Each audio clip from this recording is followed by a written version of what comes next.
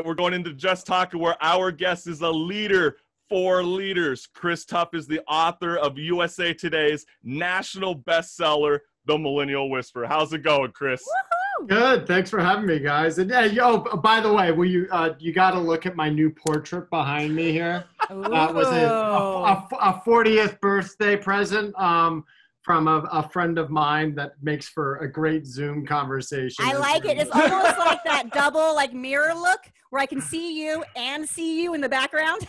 Totally. No, thanks for having me on, guys. Yeah, excited to be here. Of course. I mean, maybe in the workforce, you just need to have more pictures of yourself everywhere. So then that's how we can feel more comfortable working with all the other previous generations, right? What's funny is it's actually representative of everything I'm against, which is, more of flat hierarchies and, it's more about them than it is about you. So yeah, it is actually probably not the best thing, but I gotta let it sit there for a few more Zoom calls before I take it. Hey, you're watching your own back. Yeah, exactly. Exactly.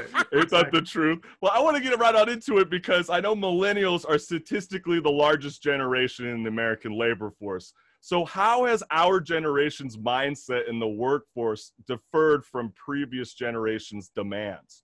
Yeah, so the biggest thing is millennials aren't the problem. They just expose all the problems. And no one knows that better than millennials. It's been hilarious. We published a book 14 months ago. And we've sold over 100,000 copies. It's taken off. I've done some massive engagements with very large organizations like Nike and others. But one of the greatest things is if you look at the stuff that millennials want, it's deep down everything that all generations want. And we now have 5 generations in the workplace. And if you look at where those differences lie, it's really, well, on the leadership side, the number one thing millennials and Gen Zers are looking for out of leadership is inspirational leadership. And then they also want autonomy and transparency. On the other side, from an organizational standpoint, it's no different than any other generation. Everyone wants money and benefits. The second thing is different, though, and that's a positive work culture. And, what I emphasize about positive work cultures is that it's a byproduct. Good work culture is a byproduct of good leadership. So if we focus in on this leadership thing, we'd be able to have a massive impact on, I think, just making it a better place for everyone to work. Did you know 87%, I learned this on a podcast yesterday, 87% of employees hate their job. There's so much room for improvement out there. And that's essentially what I'm trying to help. But it feels like some previous generations would actually accuse millennials of actually making it even more of a pain in the ass in the workforce because they want gender neutral bathrooms. They want safe spaces in the labor force. Now they're labeling their work email signatures with their preferred pronouns. People are thinking it's starting to get a little out of control. What do you say to those previous generations that are just so hostile about this move that's happening in the next decade? Honestly, I think we've got to meet in the middle on certain things, right? And we can all attest to changing with the times. And I'm 40. I'm right on the cusp. I'm a exennial, right? By definition, millennials are essentially 81 to 96. So an application, we're talking about essentially, everyone that is 38 down to 24 or so. And so, I think one of the keys is we got to meet in the middle on some of this stuff. And we all suffer. The influence on social media on all of us has changed us, whether you're an Xer, even a boomer, or a millennial or Gen Zer. And one of the rules that I have is my 70-30 rule, which is just come to the understanding that 30% of your job is going to suck. 70% is going to fire you up and fuel you up. So on the first day of everyone's job, what I do is I take their job description and I ask them, let's figure out what's in your 30% zone of suck and what's in your 70% zone of awesomeness. And, if there's in some cases, it's I've talked to some companies and I do a panel of people, usually younger millennials and Gen Zers. And we say, is it 70-30? Sometimes they're like, yeah, it's 70-30 the other way. 70% of my job sucks.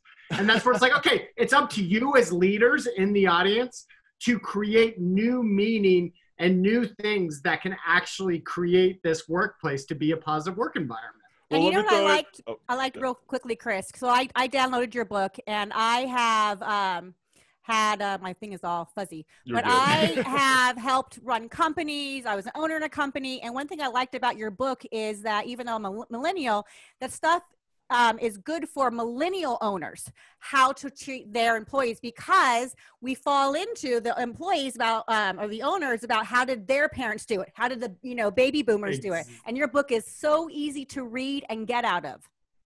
Exactly. That's a great point. And, it does come down to, like, let's just take one of the concepts, Chris, right? Like autonomy. Okay. Autonomy is one of my favorite examples because I actually, in doing a ton of research, I worked with Vanderbilt, did all the research, but I needed qualitative stuff. So I went to Google and I was like, #1 boss for millennials. And this guy, Ben Kirshner in Philadelphia, came up, and I called Ben, and Forbes called him out as the #1 boss for millennials. So I'm like, hey, Ben, tell me about autonomy. He goes, have you ever heard of the term protect this house? And I was like, no, tell me more. He's like, well, it was an Under Armour campaign. And essentially, I ask every single organization as well as my own, do you have a house worth protecting?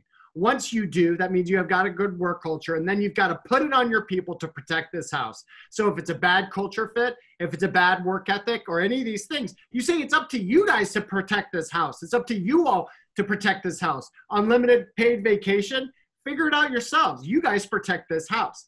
And that is one of the best examples of autonomy. And I think if we all look deep inside ourselves, that's all stuff that we want. We want to be able to have some form of control. And I'll get into I'm not going to get into psychology and science.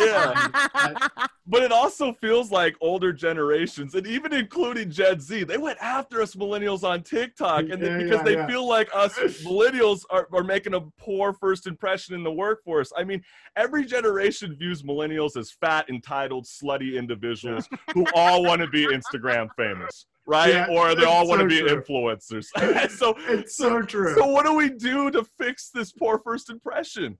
Yeah, I mean, I think at the end of the day, one of the things I emphasize to all organizations, big and small, and just people, is just stop using millennial as a synonym for inexperienced and young.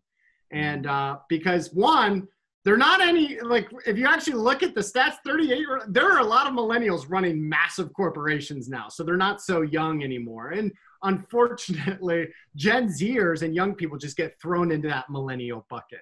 And so, also what I like to do is look at it holistically. And there are two massive differences, even with millennials, that make them two very different generations within one. Older millennials they hardly had cell phones in college. They were introduced to social media after their formative years. Younger millennials were given a brand new iPhone, probably 6, that needs a new battery right now, as soon as they turned 13 with a Snapchat account. Yeah, and I want to kind of jump on that because you had said in your stuff that we have, and this is where I really resonated, there's 2 types of millennials. The Oregon Trail millennial, moi, and the Snapchat millennial, Chris. So what are these 2 biggest differences then? Because Chris and I are millennials, but we have some complete different points of views. Yeah, and one of the big differences as you look at it, there's a lot of similarities, but the biggest difference is what makes them different unto themselves. And one is the adoption of social media in their lifetime. So older millennials, it happened later in their formative years. But 2 was when the recession of 2008 either hit them, older millennials were in the marketplace and were forced to become self-starters, entrepreneurs, or pivot their careers. Whereas younger millennials saw their mom and dad lose their jobs and inherited all this student debt. So what they're looking for is less of something entrepreneurial, but more something where they can hang a hat because they don't want to lose their job or have any sort of that risk. The risk tolerance is actually much less. They want a place where they can hang out for a little bit longer. So those are the 2 big differences there. But also the younger you get, I truly believe that as each generation comes along, they're the ones that are going to save us, right? Like global warming, it's Gen Z is going to save us from this impending disaster, right? They only have 5 months to save us. This is true. They're saying the world's ended. Everyone, get out and vote. Get out and vote. But one of the big things there, though, is that they continue to get better. They continue to actually, if you look into it, what I love about these generations is for the first time, whether it be millennials or Gen Zers, you have a whole generation that will walk unless you start meeting them on their own terms, regardless of what the unemployment rate is doing. And so if you don't have a purpose that's bigger than profits, then you got to start rethinking it. these generations are requiring good out of companies. And we're starting to see it happen, all around us. And these are all, on the grand scheme of things, amazing developments and evolution that I think will continue to take place from generation to the next. I think so too, but we're also seeing kind of a scary culture that's happening right now. I feel like we're in the middle of a woke apocalypse, and that's why I feel like your quote, maybe you've never thought that it would tie into 2020, but you said it earlier on the show, millennials aren't the problem. They just expose the problem. Some people would actually argue that this is actually creating a toxic culture in the work environment. I mean, people are digging so far back, like, 30 years back on certain individuals, numerous cases. Is this a bad thing to have people actually go into, I guess, someone's private life and you actually dig deeper? Because you got people, I don't even want to say an example, but you have ever heard any of those kind of things pop up? Or I have, and I do, but one of the things that we're experiencing right now is we're a reactive culture, right? We react. We're not proactive until things are really good. When things are really good, we tend to be more proactive. But right now, what we're seeing is a massive reaction. And with that will come back, right? A lot of this stuff will come down, and a lot of these movements and things that are going on are long overdue, right? And I think some people do it in the right ways and others do it in the wrong ways. I mean, and even you and I talked yesterday about diversity. As we look at diversity and inclusion, we've got to look at it on a much larger level. And, I use one of the examples in the Millennial Whisperer is Google. They didn't really start innovating with some of their products until they approached diversity, not just in the race and ethnicity standpoint, because they were getting a lot of diversity, quote unquote, by the numbers, but they were all from the same pool of characters in these Ivy League schools. It wasn't until they threw away the resumes and threw away people's backgrounds until they started to get a truly diverse workforce that were able to create products for the people that are in our world. And so I think one of the things, and we're moving along that trajectory, and just we tend to do a little too much or too little at any given time. Well, I feel go for it, Marissa. Oh, no, I was just saying, I was like, well, what would you change? You're talking about the diversity, things coming in. A year later from your book, what would you change about it? I would probably put it closer to the beginning of the book. And, I think it is, as you look at the world around us, I'm a white male that's had every privilege in the world given to me, right? So it doesn't allow me to speak in authority of what some of those both tactics as well as issues lie. And so that's probably why I didn't emphasize it. It's one chapter in the book, but in retrospect, I probably would have made it a larger component of it. And I would have brought in one of my best friends, Janice Middleton, who's actually head of diversity and inclusion for our firm. I would have brought her in as the thought leader on it. That's what I would have done differently. So what would be your first sentence if you were to go back to the Millennial Whisperer in 2020? What would your first sentence be about this year? I think about it. I think amorphosis. Yeah, will you take the red pill or will you take the blue pill? Honestly, one of my favorite quotes of what COVID in 2020 has, it's been a test of all things weak. And although I'm not a negative person, I'm the opposite of that. I'm the most positive person in the world, but there's no more true statement than that, right? Weak relationships, weak marriages, weak business models, failures to adapt as organizations. You look at the third greatest thing, we talked about number one and number two, pay, benefits, and then positive work culture. Number three was work flexibility. You want to talk about companies that were caught kind of off guard, were the ones that were not able to actually give their people that work flexibility. So a lot of the things that I talk about, I think in the book, it's only become more important. How do you create a genuine connection with those people on your team that are scared to die outside, right? Like, how do you actually take a vested interest in them? Well, you've got to check in on them. You've got to start leading with connection first, and then everything else follows. I feel like the real example of that right now is the teachers unions all across America right now. I mean, they're feeling so much pressure because they're not used to this online culture. They're not used to doing online teaching. It's like when we had a previous guest, Alexander Titus, who became the head of biotechnology modernization for the Department of Defense. He said the only reason he got the job is because he's the most tech savvy out of everybody in the Department of Defense, because we grew up with that technology. So when you're talking about work flexibility, how has COVID-19 affected the labor force? Well, I mean, one thing, you got to do the math first. Only 35% of the kind of employable nation is able to work from home. And or so even work Zoom. Right. Do you know how many times I'm on Zoom with older people and I'm like, oh my God, just turn your mic off. Just it's like a ticking time bomb trying to explain any instruction to any baby boomer. Like, click the X, move the mouse. But I think that's an alarming statistic, right? I mean, I think even with you two as well, one of the things that I was I was interviewing for the new book that I'm writing called Savior Asks, which we can talk about in a second, but I was interviewing the founder of Health Warrior. His name's Shane Emmett. He recently sold his company to Pepsi, but he's one of the great examples of how to effectively network around side hustles and how a side hustle can become your full-time hustle. But he brought up a really interesting thing in that, and he mentioned the Zoom population, right? Because the Zoom population, the Zoom class, I'm sorry. Yeah. And it's the Zoom class that are complaining about connectivity issues with their technology or some of these things. That is one very small part of the world, right? Or the nation.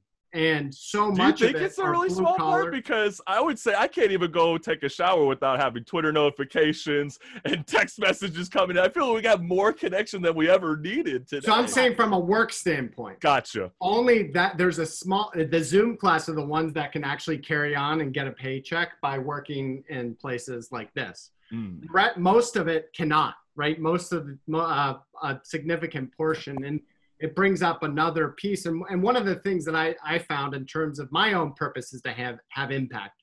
And I want to have impact through people versus to people. And the Millennial Whisperer was the first part of that, which was more inward. But the second part now is how can I help people really with connection outward and sell better, which is, the Savior Asks stuff. I was going to say, because it sounds very direct this time. Yeah, it is. When I read your title, I always want to say Millennial Whisperer. But I don't think, I think the Millennial Whisperer it really only can impact the Zoom class. It doesn't necessarily, it's not like a blue collar, anyone can just grab the book and start taking action on it. It's more applicable for the Zoom class. At least you're being reasonable and straightforward with your models that you're even presenting in the book. But even when you mentioned Savior Asks, what does that mean to you? And what are you trying to tell to the millennial audience? Well, yeah, I mean, one of the biggest things, if you're in selling, we all need to sell and network as human beings. It's the most important part of, I think, both human evolution as well as your own career development. And saving your ask, ASKS, is really a call to action to, instead of when you're meeting people, go in with that ask out of the gates, which I know Southern California is well known for. Instead of going in for that ask, you've got to curate that relationship using a genuine connection to drive it. And, we all can attest to the ask hole in their life. They go in for 4 asks. Hey, Chris, can I get a connection here? And then they come back 3 days later. Oh, by the way, can I borrow this or whatever? It's like, whoa, stop being such an asshole. And so instead, we've got to really ground these relationships and the backbone, in essence, of networking around genuine connection, right? Genuine connection. It was interesting. So someone was like, so how do you do that, right? If I'm going and networking and I'm meeting with someone or I'm trying to find a job, how do you actually take it to the next level? And I say 2 things. One, you got to find that common passion point. And you can use social media to find those things. I know right before coming onto this, what you like and what you don't like. So I know you're a big griller. Let's talk about big green eggs or whatever. But the second piece is you got to take it to the next level. And that comes down to one question. And that question is, what is your dream?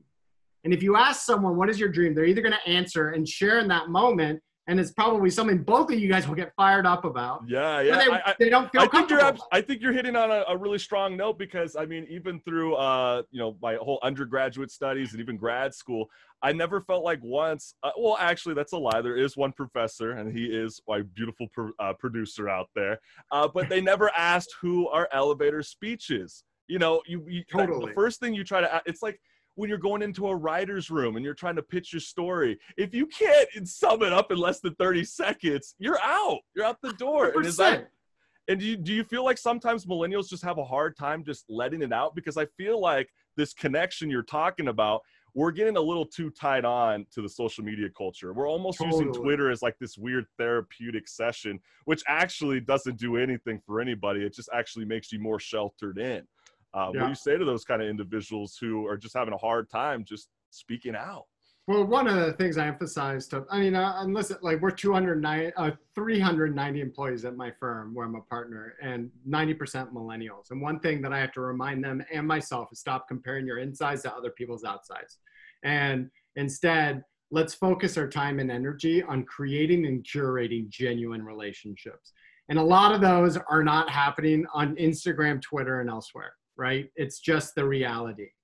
And so instead, we need to focus in on who is your inner circle, right? Who can you truly trust and someone hold you accountable to, but also push through some of these different seasons of life, because there's going to be times that suck, right? And, you know, and there, a lot of that influence of why we think the grass is always greener on the other side is because of social media. And, you know, and that's how I got my start. I grew up in social media, you know, as one of the first marketers and all this, you know, that was my kind of domain. And it's interesting now that I'm like, it's the biggest thing that I'm warning against, both for people that I work with, but also for myself. Right. And so, you know, we've got to seek genuine connection elsewhere.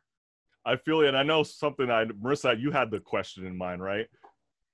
Which one? Well, you're talking about, I know that you wanted to bring up the 8 key principles, you know, to retaining the millennials. So I've been like, as you've been talking, I've been like picking out like all these different principles. And one thing that I was watching a lot of your interviews, you kept saying there are 8 key principles to relating to millennials. We're talking about connection and what that is. Can you say what those 8 are, or what? Yeah, I don't want to reel them off because just people don't remember that much. But, you know, it's approach seriously. I mean, I know what people remember and what they don't remember. And well, isn't that the sad reality? I mean, it just feels like, can't we just admit that every generation doesn't listen and we're impatient? And let me say that again, because I'm sure there was listeners not listening right there. We don't listen, we're impatient, and we have a very hard time holding a conversation with one another. So I'm going to rephrase my question. What are the 3 top key principles to relating to millennials? So the first one is inspirational leadership. And the unfortunate thing about inspirational leader is you ask Bob, who has 15 millennials, and say, hey, Bob, are you inspirational? Bob's like, hell yeah, I am. They laugh at my jokes. They light up anytime I Zoom them, blah, blah, blah. It's like, thanks, Bob. You go to 2 people on Bob's team. It's like, is Bob an inspirational leader? Their first question is Bob going to find out if I tell you the truth? It's like, no. He's not going to find out. It's like, hell no, he's not. And so inspirational leadership comes down to very different characteristics. And a lot of times we think we're more inspirational than we are. The second piece is, once again, that autonomy. How do we actually create an environment where you can actually tell your people, protect this house? And then the third piece is transparency. And what transparency means, when interpreted correctly is context. It's all about context. So those are the 3 things. I love it, Chris Tuff. I mean, you're a special individual, and I'm really looking forward to reading your next book, Save Your Ass. And when will we see that? When are you trying to drop that? It'll probably be in about 8 months. You'll find it in stores. Well, rock and roll. Keep us posted. Exciting. And I've just learned so much today, and hopefully that inspires the youth to go and pick up anything and start rattling out that entrepreneurship today. Thank you again, Chris Tuff. Thank you, guys. Bye. Thank you. Bye.